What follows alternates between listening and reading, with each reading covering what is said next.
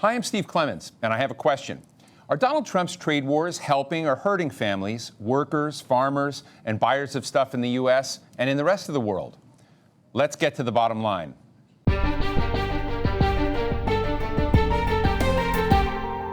It seems like ages ago, but before impeachment took over the news cycle, there was a different big thing on the American president's mind. Want a hint?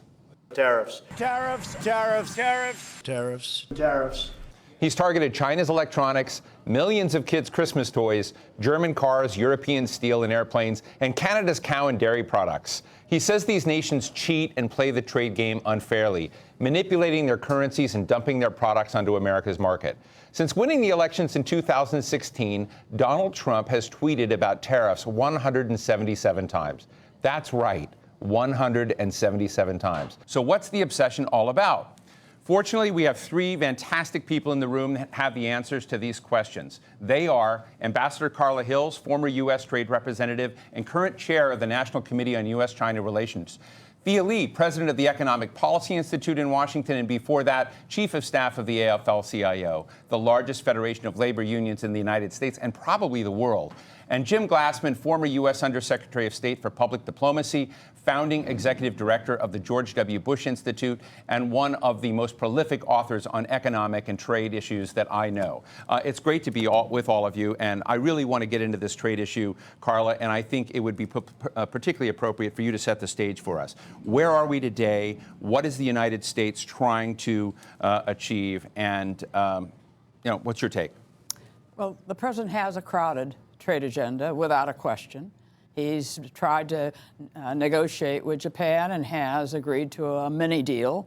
He has talked about negotiating with Europe, and he has talked about doing and finishing the USMCA with our two northern and southern neighbors. So that's the U.S.-Mexico-Canada agreement, right? That is right, and it is the upgrade of the North American Free Trade Agreement, which he disliked. And he is negotiating with China, although that's really not a trade negotiation. That is a dispute settlement. So with 28 days left in the legislative calendar, it's a crowded agenda to try to get before January 1. So Japan, Europe, China, U.S., Mexico. Is the United States winning in these disputes? What I would urge the government to seek is open markets. That is, we have benefited for 70 years on free and open trade with partners around the world. And by increasing our trade, we have also increased our possibilities of development, because when poor countries trade more, they reduce their poverty. It has increased our security as we make friends. We have gravitated more to a bilateral approach, which isn't one that I would recommend. But the trade agreement that probably is most on the agenda today is the USMCA, U.S.-Mexico-Canada trade agreement. And we'll see if we can get that through the Congress. There's still some issues that we're working with members of Congress, and I think the problem is timing. Thea, let me ask you the same question and have you set the stage, but from a slightly different perspective. You've worked a lot with labor, workers, a different side concerned about environmental and labor standards. So is Donald Trump pushing the right buttons for your crowd?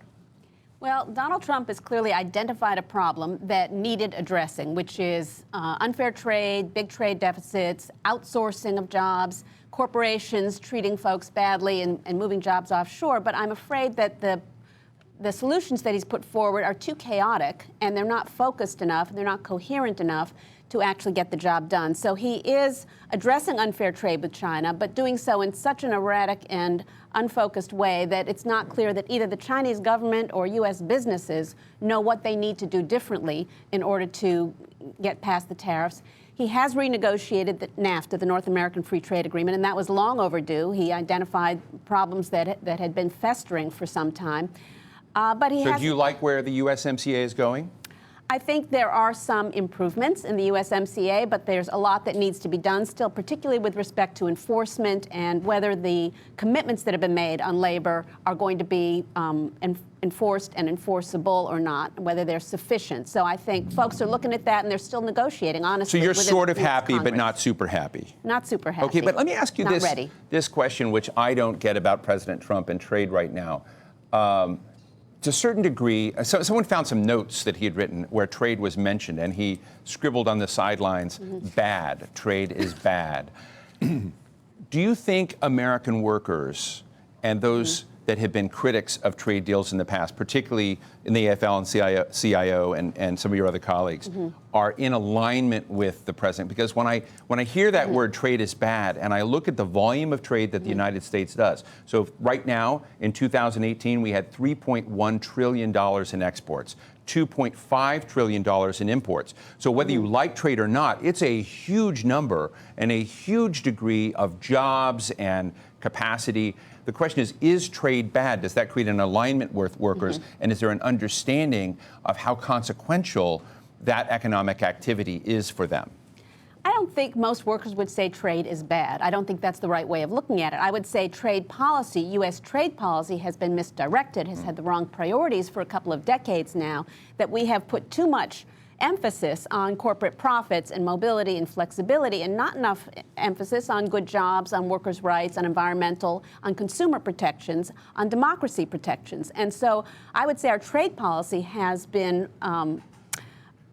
misguided and has been flawed, but you know, the year is 2019. Obviously, we're going to be in a global economy. Obviously, we're going to trade. And of course, workers benefit from exports as well as from imports. The question really is, what kind of a global economy do we want to live in?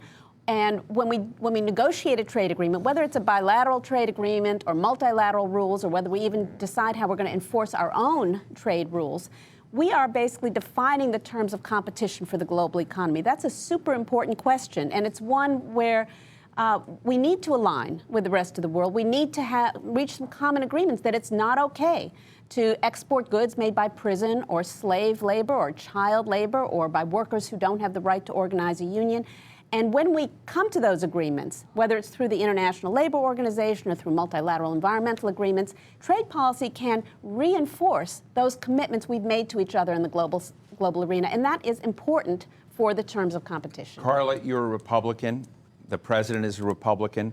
Who do you agree with more on trade today, the president or Thea Lee? Well, I would pick as a bouquet some from each. I think trade is enormously important. I think it's enormously important for workers. Just take our North American region. We have become the most competitive in the world. We have created 14 million jobs as a result of our opening up the market. Our exports have gone up and our supply chains have strengthened, and it's been a win-win situation. Are there changes? At the very beginning, I thought that the North American Free Trade Agreement should be updated because so much has happened in the last 20 years. We didn't have digital trade. You didn't have a cell phone. You didn't have the kind of television that you're enjoying today. And so we have to have rules to cover, and it'll only be more rapid that the change occurs. Where I and Thea may disagree is I think that trade has been good for the workers, but we have been deficient in training them to deal with the change, that is the technological change. And that is, we are remiss in that.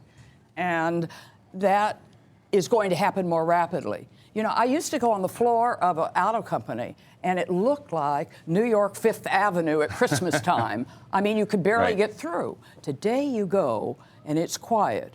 There are 3 people in long smocks and buffers on their shoes. They tell you to walk in a straight line. Absolutely, it's all done electronically.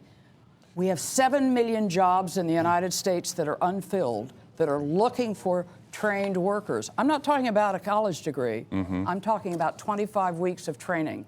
And we should be posting all the open jobs, the salaries, and providing a stipend to get you from where you lose your job to where there is a job that you want and then a stipend for the 25 weeks, and the company that needs you would pay you. It would pay for itself because you would pay more in taxes. It's kind of like the Marshall Plan. We like big ideas here. Jim Glassman, speaking of times before cell phones, you wrote an article 19 years ago that I found, and it's a wonderful reminder of where the Republican Party and really the United States sort of was on trade. I want to read just a section. It's called The Blessings of Free Trade. It was written in 1998. You were about 4 years old, I think.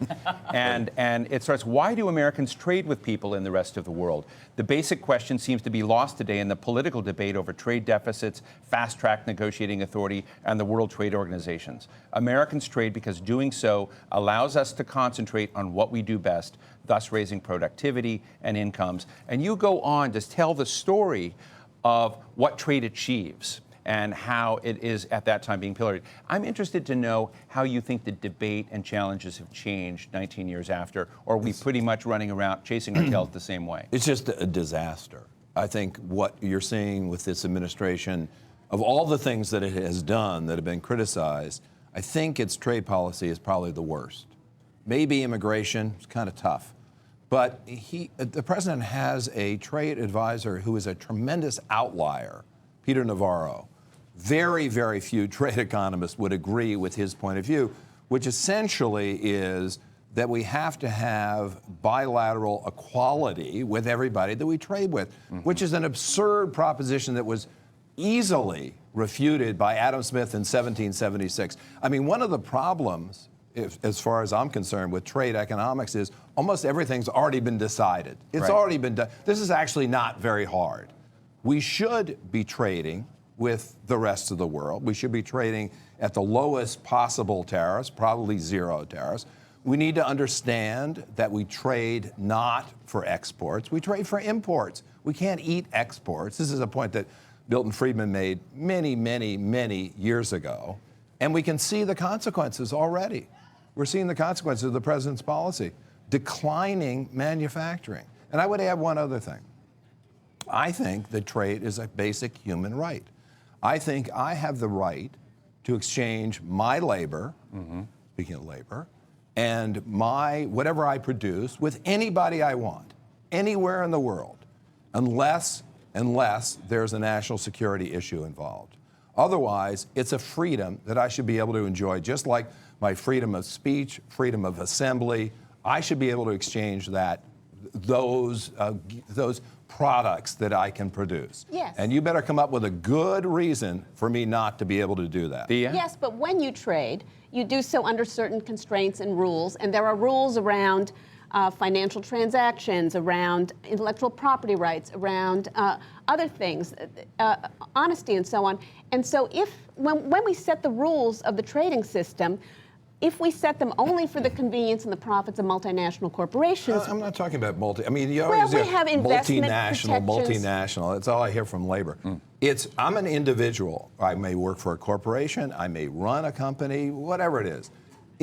I'm the one who's doing the production. I should be able to sell that to somebody in San Francisco or somebody well, in what if you use if child you're an labor innovator, in the production of it? What if that's you a completely different issue. It has nothing to do with trade. If you're an innovator, Jim, on intellectual property, you're going to want to protect James Glassman's intellectual property, I agree with right? that. So when you have rules, so I think part of the question, part of the tension we have today over China, and I think this is where President Trump has been applauded by many surprising trading partners of the United States on one hand. I've had a forum not too long ago where I had the ambassadors of France and Singapore and Canada. And in a way, they all said that what President Trump was doing with China that was engaged in lots of predatory trade practices that were creating complications on intellectual property and strategic targeting.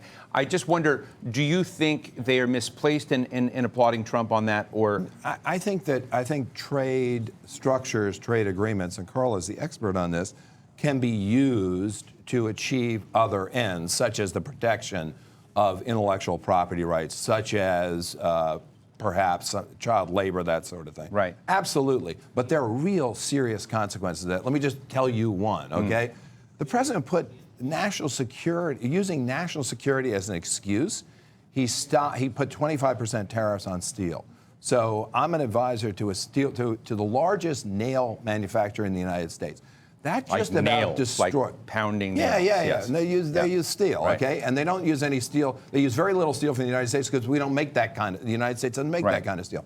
So this company's workers went from 500 to 300. The company almost went out of business. It took 9 months to get an exemption from these tariffs, and obviously that's sort of a political gift that's given. So that's the problem.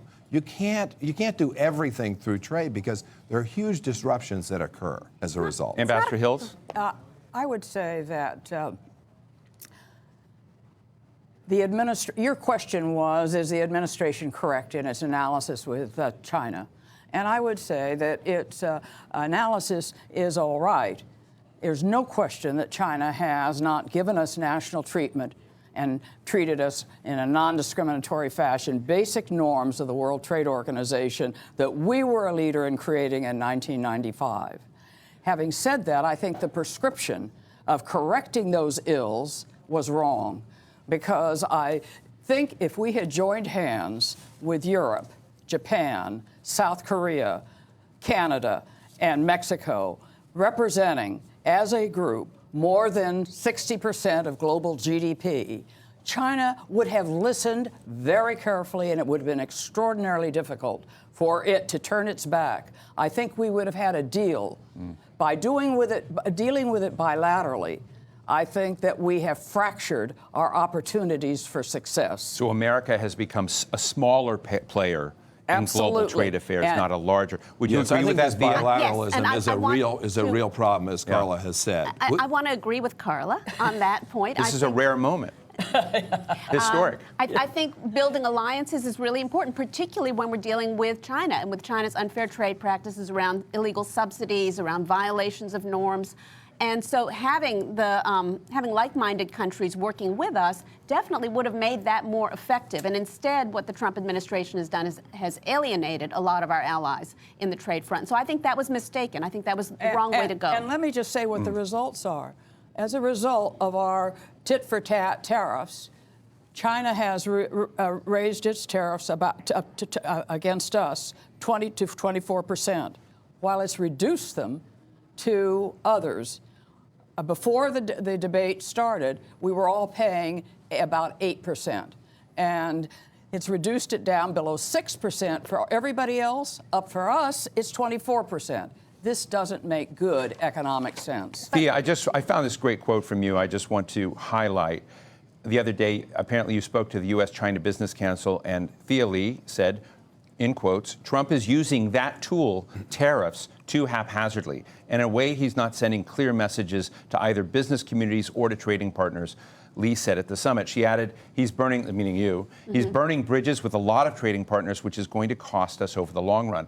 I don't think I've ever heard a labor leader issue that kind of critique, and I find it interesting that you find the practice of just throwing tariffs around. We heard Donald Trump has tweeted the word tariff 177 times. This is an obsession for him. It's a very central issue. I think tariffs can be an effective tool, and I think one thing that Donald Trump has demonstrated is that the U.S. did have more leverage in the U.S.-China relationship than we have admitted or used over the years. And so when we have such an imbalanced trade relationship with China, and I would say that's an important factor. It doesn't, to say that we have to have balanced trade with every partner, but the size and the level of imbalance of our relationship with China should tell us there's something wrong in that relationship, which is that the Chinese government is not playing by the rules. But that imbalanced relationship means that we actually have more leverage than the Chinese government does. And we have used it. I wish we were using it to a more coherent purpose. Jim, we haven't talked much about American consumers. I did mention Christmas coming up, but apparently he waived the sanctions on those toys and lights and trees coming from China.